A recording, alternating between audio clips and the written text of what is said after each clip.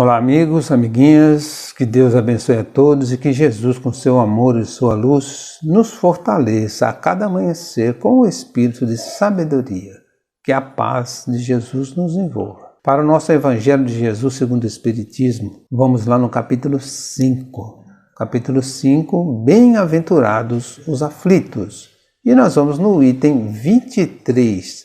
O item 23, os tormentos voluntários. Vive o homem incessantemente em busca da felicidade, que também incessantemente lhe foge. Porque felicidade sem mescla não se encontra na terra. Entretanto, malgrado as vicissitudes que formam os cortejos inevitáveis da vida terrena, poderia ele, pelo menos, gozar de relativa felicidade, se não procurasse as coisas perecíveis e sujeitas às mesmas vicissitudes. Isto é, nos gozos materiais, em vez de a procurar nos gozos da alma, que são um prelibar dos gozos celestes imperecíveis. Então esse prelibar aí seria uma degustação, né? Esses que são aí uma degustação dos gozos celestes. Então se o homem, em vez de procurar as coisas materiais, deveria degustar, tentar aprender um pouquinho os gozos celestes. Em vez de procurar a paz do coração, única felicidade real neste mundo, ele se mostra ávido de tudo o que o agitará e turbará, é coisa singular. O homem, como que de intento, cria para si tormentos que está nas suas mãos evitar. Então, o que se entende por tormentos voluntários, né? São aqueles tormentos procurados espontaneamente, devido a comportamentos equivocados que adotamos na busca da felicidade. A gente quer buscar a felicidade onde realmente ela não está. Por sermos enfermos e ignorantes, não sabemos aproveitar o tempo do que dispomos, valorizando as oportunidades que nos são oferecidas. Então a gente não aproveita o que temos. São úteis os tormentos voluntários? Servem para alguma coisa? Não, porque Deus não quer os nossos sofrimentos. Sofremos apenas as consequências de nossos atos passados. Daí a inutilidade dos tormentos voluntários. Então, os tormentos voluntários são inúteis, ficar sofrendo por uma coisa que a gente mesmo previu ou criou ou quer ter e não pode. O homem poderia gozar pelo menos de relativa felicidade se não a procurasse nos gozos materiais, e sim nos da alma. Devemos evitar os gozos materiais? Então quer dizer que não podemos ter prazeres? Não podemos aproveitar? Não. Devemos sim dar a esses o valor relativo, valor auxiliar e efêmero, que lhes são característicos. Então a gente tem prazeres materiais, mas dá um valor necessário, aquele valor que realmente é o que ele merece. Devemos buscar intensamente a paz de coração, fruto da humanidade, da resignação e da submissão à vontade de Deus. Assim, a gente pode fazer com que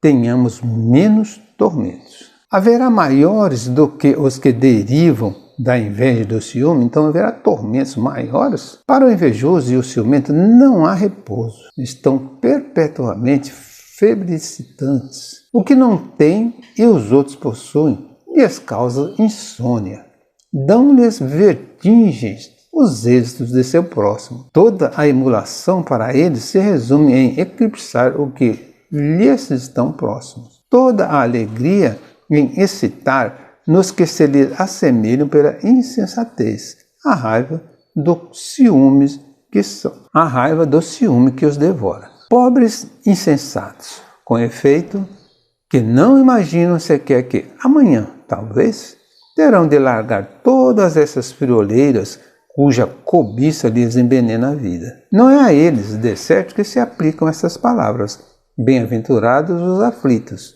porque serão consolados, visto que as suas preocupações não são aquelas que têm no céu as compensações merecidas. Então, quais tormentos têm os invejosos e ciumentos? Para eles não há repouso. Vivem sempre febricitantes, como diz o texto. O que não tem e os outros possuem causa-lhes insônia, inquietação, raiva. Deus concede a cada criatura os recursos necessários à experiência que estão passando.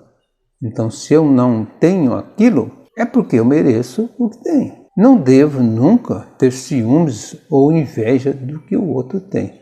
Cada um tem aquilo que merece. Esses tormentos causados pela inveja e pelos ciúmes são voluntários? Sim, pois são sentimentos que podemos e devemos evitar. São germes destruidores que nos impedem de conseguir as compensações merecidas na vida espiritual. Cultivando a inveja e o ciúme, deixamos de aproveitar o tempo de que dispomos e as oportunidades oferecidas por Deus para fazer o bem. Quantos tormentos, ao contrário, se poupa aquele que sabe contentar-se com o que tem, que nota sem inveja o que não possui, que não procura parecer mais do que é. Esse é sempre rico, porquanto se olha para baixo de si e não para cima. Vê sempre criaturas que têm menos do que ele. É calmo porque não o cria para si necessidades quiméricas.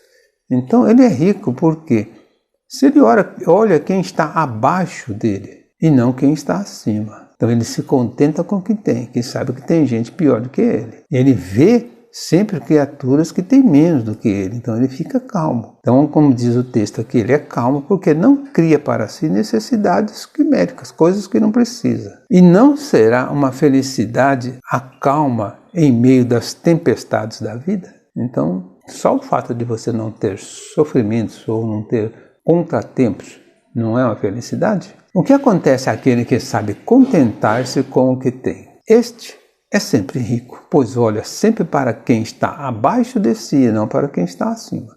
Vê assim que já dispõe de bênçãos que os outros ainda carecem. Então ele entende que ele já tem o que merece. Aquele que se contenta com o que tem sabe aproveitar o tempo e a oportunidade que lhe são oferecidos e não cria necessidades quiméricas. Como enfrentar nossas carências materiais? Com resignação e confiança nos desígnios de Deus. Contentando-nos com o que temos, possuiremos a calma para suprir todas as nossas dificuldades. A calma é uma felicidade em meio às tempestades da vida. Não devemos então procurar melhoria em nossas situações materiais? Claro que devemos, é uma obrigação. Então tem gente que acha que não deve, não vou melhorar porque se eu melhorar eu vou estar prejudicando a minha vida espiritual. Não, temos sim que melhorar. Claro que devemos, como ele diz aqui, é uma obrigação. O que não podemos é transformar isso em motivo de aumento de sofrimento. Sofrer para ter uma coisa, sofrer porque eu quero conseguir aquilo, ou fazer aquilo ou aquilo outro. Isso é motivo de sofrimento, então não é certo. Procurando a felicidade nos gozos materiais, o homem cria para si tormentos e está nas suas mãos evitar. Como a gente sempre lembra, nesse capítulo devemos entender que o sofrimento tem uma causa. Então esses tormentos voluntários, como a gente está falando, tem uma causa. E a causa somos nós. Encerramos mais uma parte do capítulo 5. Um bom domingo a todos. Que Jesus nos abençoe.